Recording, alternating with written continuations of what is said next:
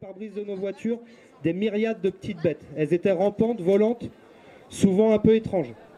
Rassurez-vous, c'est bientôt terminé. L'agrochimie et son cocktail de molécules s'en occupent.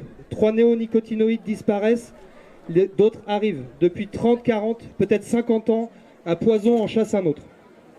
En moins d'un demi-siècle, l'agro-industrie a réussi à saccager des millions d'années d'évolution, des millénaires de travail de façonnage de nos paysages, des siècles de tradition et de savoir-faire paysanne.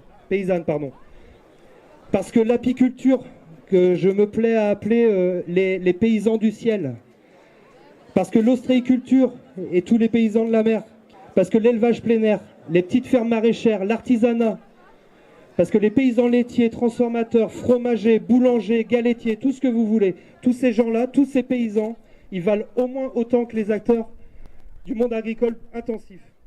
Nous exigeons, nous autres paysans, d'avoir les mêmes droits qu'eux et de pouvoir vivre dignement de nos métiers. Les quantités de pesticides utilisés et vendus en France ne diminuent pas. Ces pesticides participent à une pollution globale de notre environnement. Une pollution à l'origine de nombreux cancers et maladies neurodégénératives. Tout à l'heure, on vous en parlera un peu plus. Il y a déjà 2 maladies dues aux pesticides qui sont aujourd'hui officiellement reconnues, à savoir la maladie de Parkinson et le lymphome malin non-hodgkinien. À Pierre, qui a fait un travail ces derniers jours énorme pour arriver à mobiliser une nouvelle fois contre tous ceux qui sont en train de mettre en place une politique dévastatrice au niveau agricole, au niveau agroalimentaire, avec toutes les conséquences qu'on a au niveau social, au niveau de la santé, mais aussi au niveau climatique. Bayer se développe, Syngenta et d'autres, c'est parce que au niveau de nos pays, de nos territoires, il y a un certain nombre d'acteurs qui les accompagnent. Et je veux dire ici que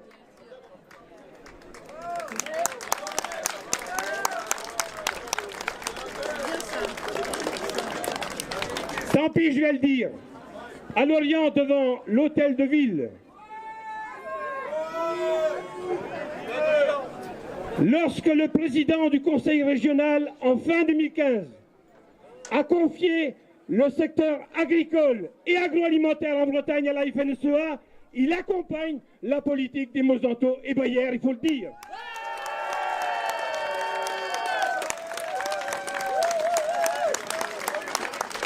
Avec la mobilisation de vous tous, de tous les acteurs aujourd'hui qui luttent contre cette agriculture dévastatrice, et aux côtés des salariés de Triskalia, après une pétition qu'on a initiée en 2015, eh bien, qui a recueilli plus de 84 000 signataires, une délégation de la Commission européenne vient pour la première fois du 29 mai au 8 juin prochain vérifier en Bretagne si l'État français applique correctement les directives européennes. C'est pour nous une grande victoire, à nous de faire la démonstration que la directive européenne n'est pas appliquée. Pourquoi? Parce qu'on a laissé rentrer, par exemple, 26 500 tonnes de maïs dans le port de Brest, plombé à la phosphine, un fongicide mortel pour les mammifères. Donc vous voyez effectivement, ici, on est dans une région où il est très difficile, au nom de l'emploi, de dire le système agroalimentaire, il est responsable de toutes les crises sanitaires depuis 30 ans dans notre région. Pire, il est dangereux.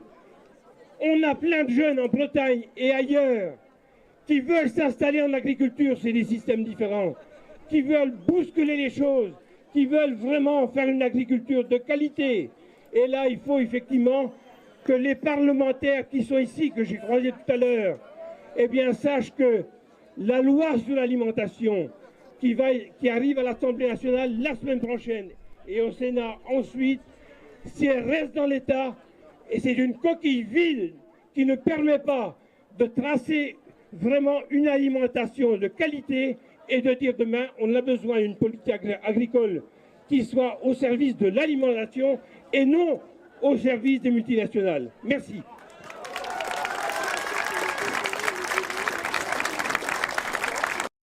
En tant que politique, si je comprends bien, c'est un immense avantage que j'ai d'être là pour vous parler. Moi, je suis politique, je défends la politique, pas la politique des politiciens. La politique qu'a bien défini l'abbé Pierre, la politique, c'est l'art de rendre possible ce qui est nécessaire.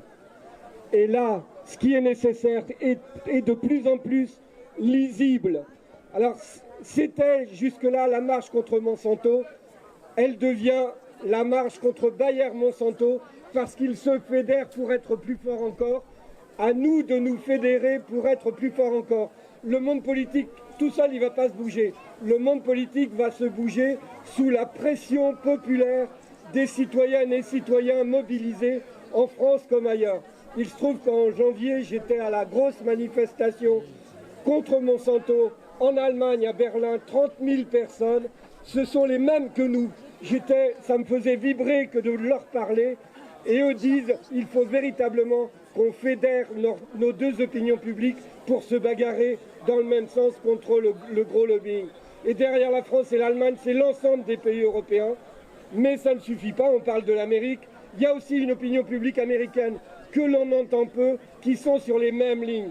Donc c'est une citoyenneté mondiale qu'il va falloir que l'on mette en place. Alors, nombreux sont les apiculteurs ici, chaque année d'ailleurs, mais aujourd'hui ils sont particulièrement en avant et ils s'en passeraient parce que ce sont plutôt des gens discrets et respectueux du silence, mais là c'en est trop.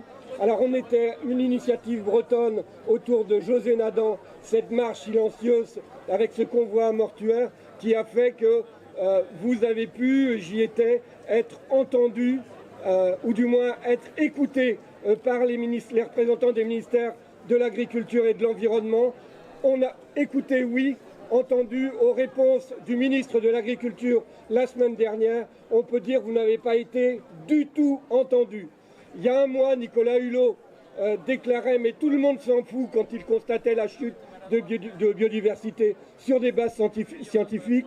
Et il déclarait avec sincérité « tout le monde s'en fout ». Eh bien, devant lui, la semaine dernière, le ministre de l'Agriculture, qui est dans le même gouvernement, par ses réponses, va démontrer qu'il s'en fout.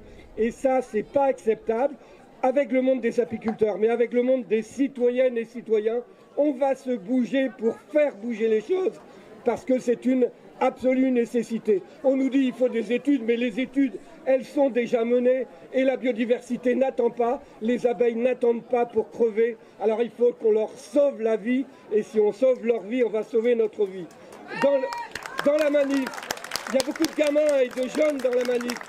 C'est avec eux et pour eux qu'on va faire bouger. Je pense qu'il y a eu des photos ou des vidéos de prise avec ces gamins portant les banderoles, parce que derrière, c'est leur avenir qu'ils défendent et c'est notre devoir aussi que de défendre leur avenir. Alors, quelques mots de mon actualité personnelle. La loi Labbé est en place depuis le 1er janvier 2017 sur les communes. Le deuxième volet, c'est au 1er janvier 2019. Pour tous les jardins, la vente sera interdite et ça va être appliqué. Malgré les pressions qu'il y a pu y avoir, ça va être appliqué. Alors, je ne suis pas satisfait que ça se passe en France. Je suis allé en Allemagne, je vais en Belgique au printemps, je vais en Angleterre également, où certains attendent qu'on puisse les booster pour faire la même chose sur l'ensemble des pays européens.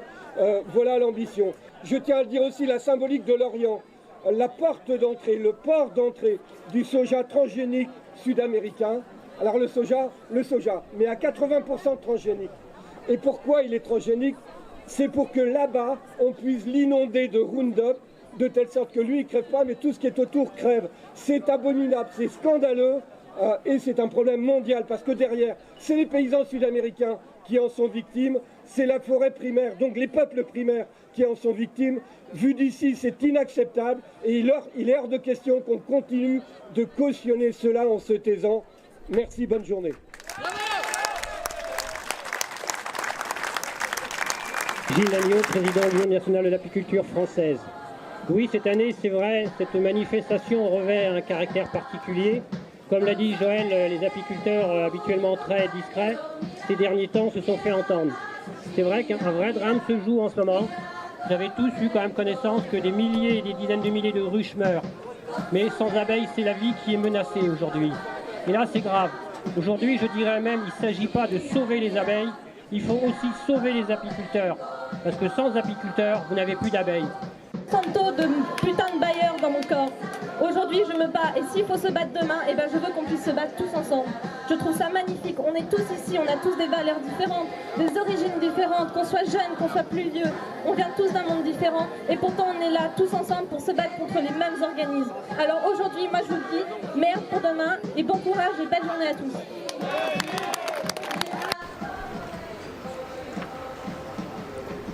Les produits chimiques, ça tue les abeilles. Mira, mira, Maruchinha, mira, mira como vengo yo. Pecado en los capataces, la la la la la la la la. Pecado